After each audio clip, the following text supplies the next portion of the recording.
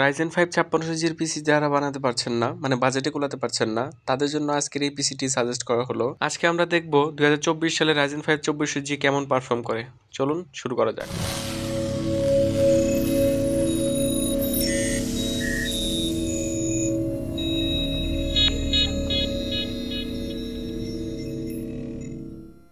Hello guys, কেমন আছেন সবাই? আশা করি অনেক ভালো আছেন। সো আজকে আবারও চলে আসলাম নতুন একটি ভিডিও নিয়ে। সো দেখতে দেখতে রোজা কিন্তু চলেই আসলো। সো রোজা শুরু হওয়ার আগে এটা লাস্ট ভিডিও হবে।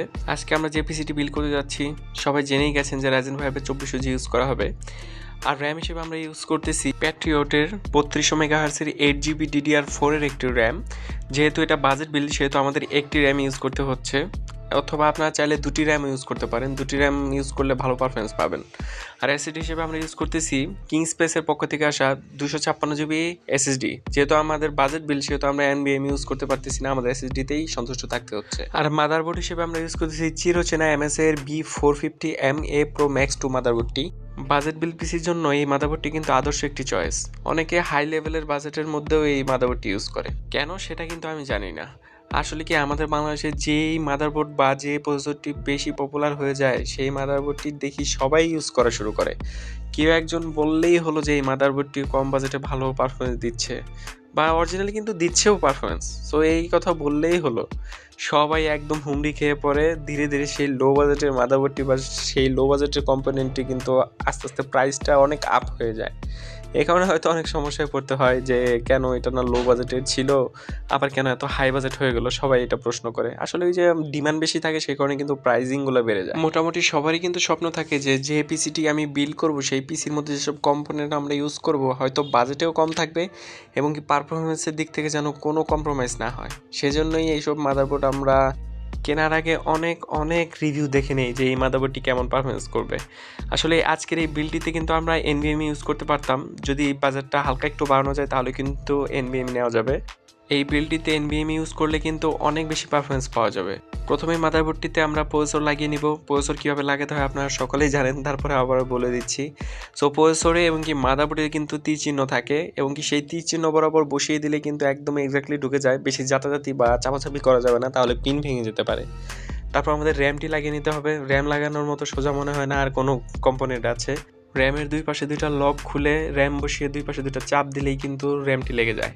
এই বিলটিতে আমরা যে ক্যাচিংটি ইউজ করতেছি এটি হলো টেনসোনিকের HE19 RGB একটি ক্যাচিং। 3000 টাকা বাজেট রেঞ্জে সামনে 3টা ফ্যান এবং কি পিছনে একটি RGB ফ্যান পাচ্ছি আমরা এই ক্যাচিংটির সাথে।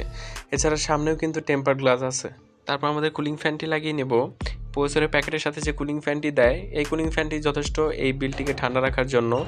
কুলিং ফ্যানটি লাগানো কিন্তু একদম সিম্পল, শুধু চারপাশে 4টা স্ক্রু লাগিয়ে দিলেই হয়।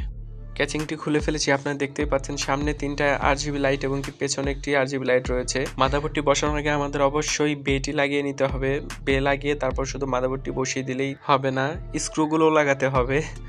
স্ক্রু না লাগালে কিন্তু মাদারবোর্ডটি থাকবে না। এই বিলটিতে যে পাওয়ার সাপ্লাইটা আমরা ইউজ করতেছি এটি হলো পিসি পাওয়ারের 200 ওয়াটের পাওয়ার সাপ্লাই। এই পাওয়ার সাপ্লাইটাতে কিন্তু 200 ওয়াট অ্যাকুরেট রয়েছে আর 2 বছরের ওয়ারেন্টিও পাচ্ছেন। পাওয়ার সাপ্লাই লাগানোর জন্য কিন্তু আমাদের ক্যাচিংটি খুলে ফেলতে হবে। ক্যাচিং এর পেছন সাইডে কিন্তু পাওয়ার সাপ্লাই লাগাতে হয়। পাওয়ার সাপ্লাই লাগানোর পরে আমাদের পাওয়ার সাপ্লাই কানেকশনগুলো খুব ভালোভাবে দিয়ে দিতে হবে। এছাড়া যে বাটনের কানেকশনগুলো সেগুলো কিন্তু ঠিকমতো দিয়ে দিতে হবে। দেখেন অন করেছি, কত সুন্দর সামনে 3টি লাইট জ্বলে উঠেছে। আপনারা অনেকে আমাকে জিজ্ঞেস করেন যে আমি ফুল ভিডিও কেন দেই না, কারণ অনেকগুলো সিন আমি কেটে দেই বা অনেকগুলো সিন আমি রেকর্ডই করি না।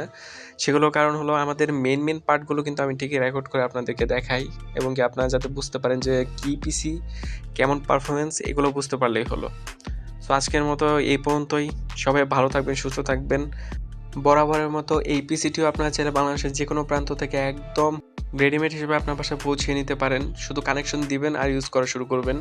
সো আপনারা ফুল লুকটি দেখতেই পাচ্ছেন সামনে থেকে অন করলে বা সামনে থেকে কেমন দেখতে। আমার পার্সোনালি অনেক ভালোই লেগেছে এই ক্যাচিংটিও।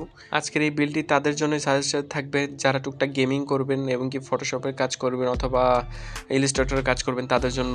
এছাড়া যারা আউটসোর্সিং করেন তাদের জন্য অনেক সুবিধা হবে আশা করছি। সো আজকের মতো এই পর্যন্তই। সবাই ভালো থাকবেন, সুস্থ থাকবেন। আর আমার ভিডিও ভালো লাগলে অবশ্যই আমার চ্যানেলটি সাবস্ক্রাইব করবেন আর শেয়ার করবেন আপনার প্রিয় বন্ধুদের সাথে যাদের কম্পিউটার বিষয়ে নলেজ দরকার তাদেরকেও।